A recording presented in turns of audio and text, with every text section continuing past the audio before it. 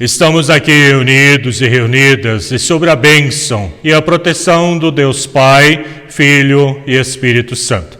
Amém. Hoje estamos aqui na nossa comunidade evangélica Missão Luterana de Ribeirão Liberdade. Hoje, que é o 25º domingo após Pentecostes. Eu quero aqui trazer para nós o lema da semana e também as senhas deste dia de hoje. Acompanhe. Aquele que dá testemunho de tudo isso diz: certamente venho logo. Amém. Vem, Senhor Jesus. Apocalipse capítulo 22, versículo 20. E para o dia de hoje, do profeta Isaías, capítulo 58, versículo 1, grite alto, como se você fosse trombeta. Anuncie ao meu povo, os descendentes de Jacó, os seus pecados e as suas maldades. E Gálatas, capítulo 4, versículo 9, agora que vocês conhecem a Deus, ou melhor, agora que Deus os conhece, como é que vocês querem voltar para aqueles poderes espirituais fracos e sem valor? Por que querem se tornar escravos deles outra vez? Estas são as senhas deste dia e também o lema desta semana. Eu quero convidar agora para nós nos dirigirmos a Deus para pedir perdão. Confessemos os nossos pecados. Ó Senhor bondoso, estamos aqui reunidos e reunidas perante teu altar e neste momento queremos pedir perdão ali onde que nós erramos em pensamento, atitude ou ação. E permita que o teu evangelho, a tua palavra possa nos alimentar e fortalecer e ajudar a perseverar no teu único caminho. Tudo isso pedimos humildemente aqui perante teu altar. Amém. Vamos acompanhar agora o evangelho de Marcos, capítulo 13, versículos 1 a 8. Acompanhe. Quando Jesus estava saindo do pátio do templo, um discípulo disse: Mestre, veja que pedras e edifícios impressionantes. Jesus respondeu: Você está vendo esses enormes edifícios? Pois aqui não ficará uma pedra em cima de outra, tudo será destruído. Jesus estava sentado no Monte das Oliveiras, olhando para o templo, quando Pedro, Tiago e João e André lhe perguntaram em particular: Conte para nós quando é que isso vai acontecer? Que sinal haverá para mostrar quando é que todas essas coisas vão começar? Então Jesus começou a ensiná-los. Ele disse: Tomem cuidado para que ninguém engane vocês, porque muitos vão aparecer fingindo ser eu e dizendo: Eu sou o Messias, e enganarão muitas pessoas. Não tenham medo quando ouvirem o barulho de batalhas ou notícias de guerras. Tudo isso vai acontecer, mas ainda não será o fim. Uma nação vai guerrear contra outra, e um país atacará outro. Em vários lugares haverá tremores de terra e falta de alimentos. Essas coisas serão como as primeiras dores de parto. Que a graça e que a paz, a bênção e a proteção do Trino Deus Pai, Filho e Espírito Santo esteja com cada uma de nós. Estimados irmãos e irmãs na fé, o fim do mundo tem data marcada? A pergunta não é nova. Ela acompanha a humanidade desde a sua origem. Um dilúvio, terremotos, vendavais e outras tragédias, sempre de novo, ameaçavam a sobrevivência da espécie humana. O desrespeito ao meio ambiente, o ódio entre grupos e facções, as guerras com armas cada vez mais sofisticadas, enfim, a estupidez que gasta mais do que tem, isto e muito mais cria um cenário que produz uma sensação de fim de mundo. Resta saber quando e como vai acontecer. É o que Pedro, Tiago, João e André perguntam a Jesus. Eles tinham estado no templo em Jerusalém e ao sair, um deles disse: Mestre, Que pedras, que construções! E, de fato, aquele templo fascinava não só os discípulos. Era uma maravilha arquitetônica, imponente, impressionante. Mas Jesus já prevê a sua destruição. Não ficará pedra sobre pedra que não seja derrubada. O templo tem seus dias contados, e assim aconteceu. 40 anos depois, no ano de 70 da nossa era, os romanos arrasaram aquele santuário que até hoje não foi reconstruído. O prenúncio de Jesus deve ter sido um choque para os discípulos. E não é de admirar que eles o associem com a perspectiva do fim do mundo. Eles perguntam: quando vão suceder estas coisas e que sinal haverá quando todas elas estiverem para cumprir-se? Os discípulos, na verdade, querem saber mais, querem informação detalhada sobre aquela catástrofe final e a destruição do templo e a consumação de todas as coisas. Como reconhecê-la a tempo? Quais os sinais de sua proximidade? Os discípulos estão curiosos, mas Jesus os decepciona. Ele inicia dizendo: vede que ninguém vos engane. Pois é, os enganos semeados justamente nesta questão são numerosos e grandes. Tem gente que se aproveita da angústia do povo e se projeta como profeta.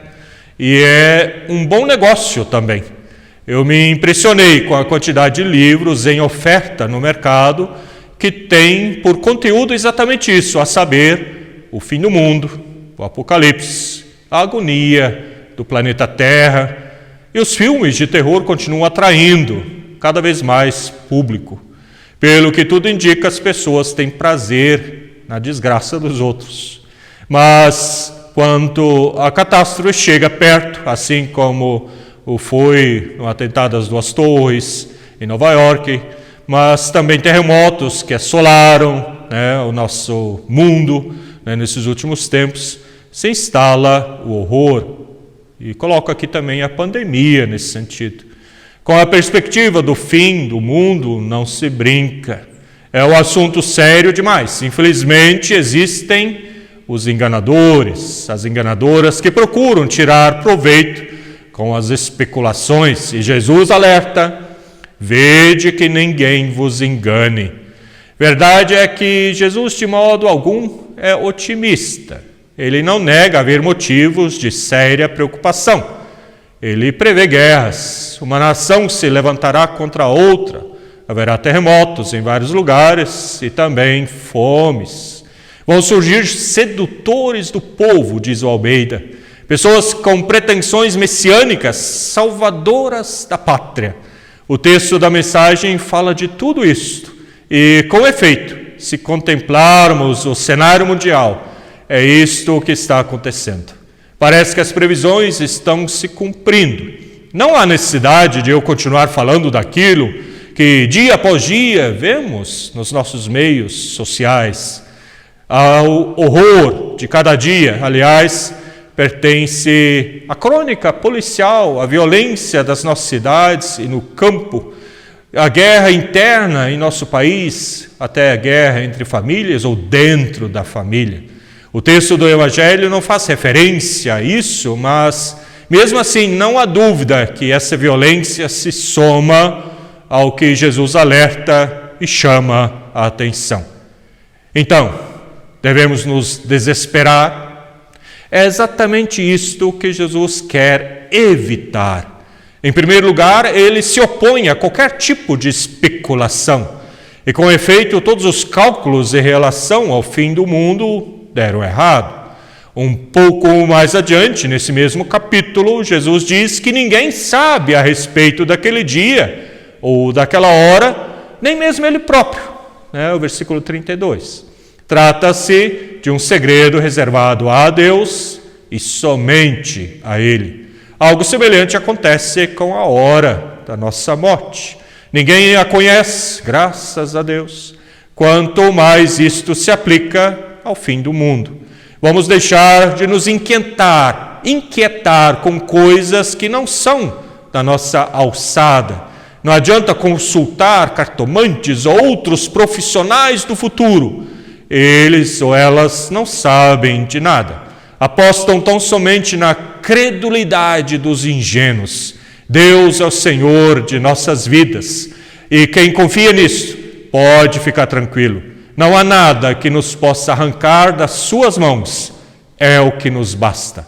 Isso não significa que o futuro não nos deva interessar e até mesmo nos preocupar. Pelo que tudo indica, o fim do mundo não vai acontecer de um momento para outro, de uma forma como uma catástrofe global. Também tal possibilidade não está excluída.